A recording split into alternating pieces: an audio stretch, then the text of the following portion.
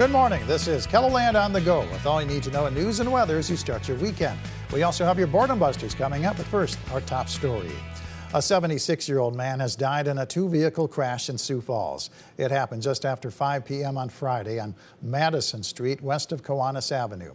Police say the man was a backseat passenger in one of the vehicles and died at the hospital. Police have ruled out speed and impairment as causes in the crash, but are looking into whether the lack of a seatbelt use was a factor in the man's death. The other people involved in the crash, all from Sioux Falls, have non-life-threatening injuries.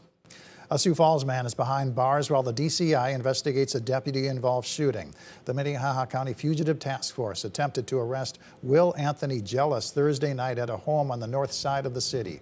Court documents say Jealous wouldn't cooperate and pointed a shotgun at deputies. At that point, a deputy fired several rounds, striking Jealous twice. Jealous was treated for his injuries before being taken to jail. No officers were injured. A former Rapid City Gymnastics coach pleaded not guilty Friday to federal child pornography charges. Prosecutors say 25-year-old Hayden Sangua possessed more than 14,000 images and videos of child pornography dating back to 2018. Prosecutors say some of the images and videos included children he may have coached. Sangua worked at Just Gymnastics in Rapid City until May of 2024. He'd previously worked as a gymnastics coach in Oregon. South Dakota Attorney General Marty Jackley tells KELOLAND News he's planning to run for the state's lone seat in the U.S. House of Representatives. Everything I see as Attorney General, from the methamphetamine and fentanyl across that southern border to the public corruption cases I'm dealing with in South Dakota, it comes from Washington, and I want to go be that voice in Washington to work with President Trump to find solutions and to be a strong voice for South Dakota. Jackley has not yet filed campaign finance reports with the Federal Election Commission, nor has any other potential South Dakota House candidate besides Dusty Johnson, who currently holds that seat in Congress. Johnson, meanwhile, has shared that he's considering a run for South Dakota governor. He'll announce his future political plans on Monday at noon Central Time. We'll carry his announcement live here on KELOLAND.com and report on what he said during Monday's midday in KELOLAND. U.S. Senator Mike Rounds has invited President Trump to this year's Sturgis motorcycle rally. Trump has not been in South Dakota since 2020, and Rounds believes the rally will be a good opportunity to get the president back in the state. There had been a discussion earlier that I had with Rod Woodruff from the Buffalo Chip in Sturgis about the possibilities of inviting the president to the rally. And we got to thinking about it and thought, this is a perfect time to invite him to see what goes on at Sturgis, South Dakota during the time of the rally in August. Rounds says the White House has acknowledged that they've received his letter. This year's rally begins Friday, August 1st.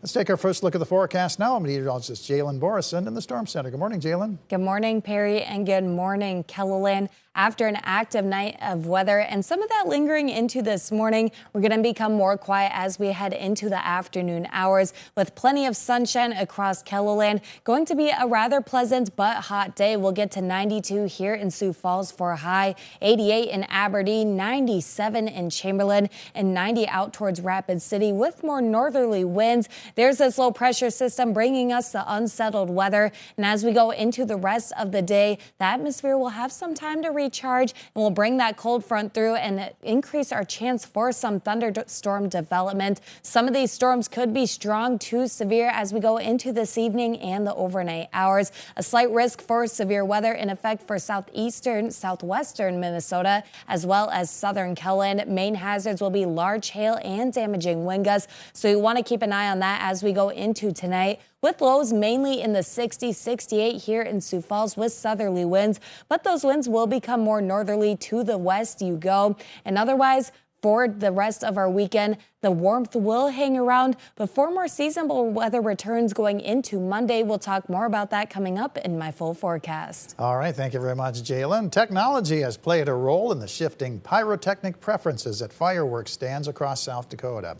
Friday was the first day that in-state residents could purchase their 4th of July fireworks. Hot Shot Fireworks in Sioux Falls sells far more of the powerful mortar and cakes instead of the traditional firecrackers and bottle rockets.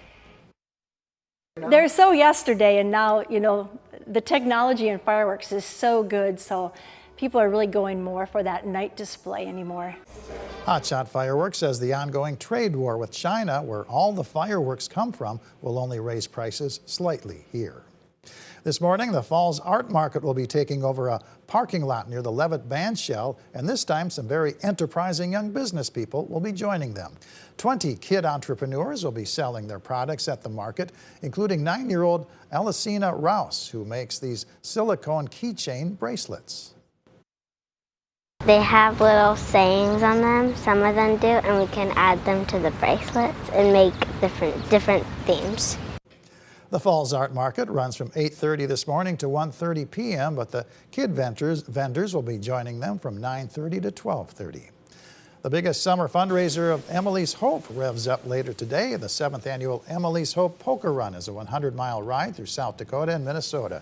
Registration for the Poker Run is from 10 a.m. to noon at J&L Harley-Davidson in Sioux Falls. The cost is $25. Learn the basics of archery during Super Saturday at the Outdoor Campus in Sioux Falls. The free open house style program takes place from 1 to 3 p.m.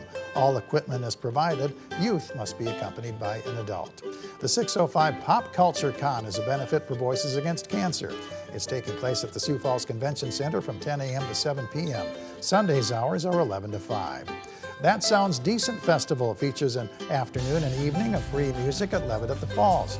The lineup includes Elsa Ray at 4 o'clock, Thought Patrol at 5:10, Juke the Tiger at 6:50 p.m., Hot Freaks at 8, and Soul Crate at 9:15. Jalen?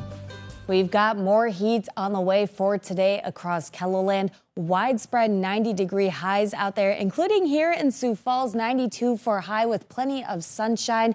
94 there in Yankton. Going to be a great day to be out on the water and staying cool. Otherwise, West 92 in Pierre and 90 in Rapid City.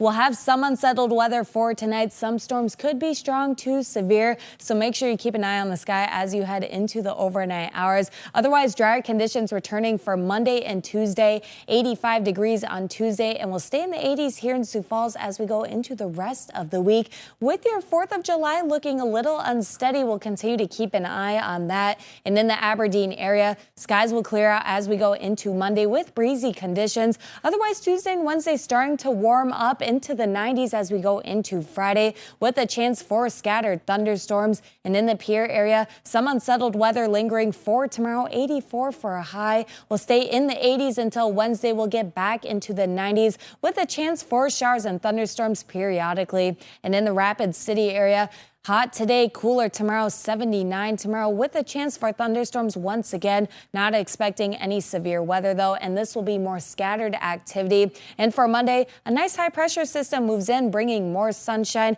with highs in the 80s. And we'll get even warmer as we head into the rest of the week, with highs staying in the 90s for your 4th of July.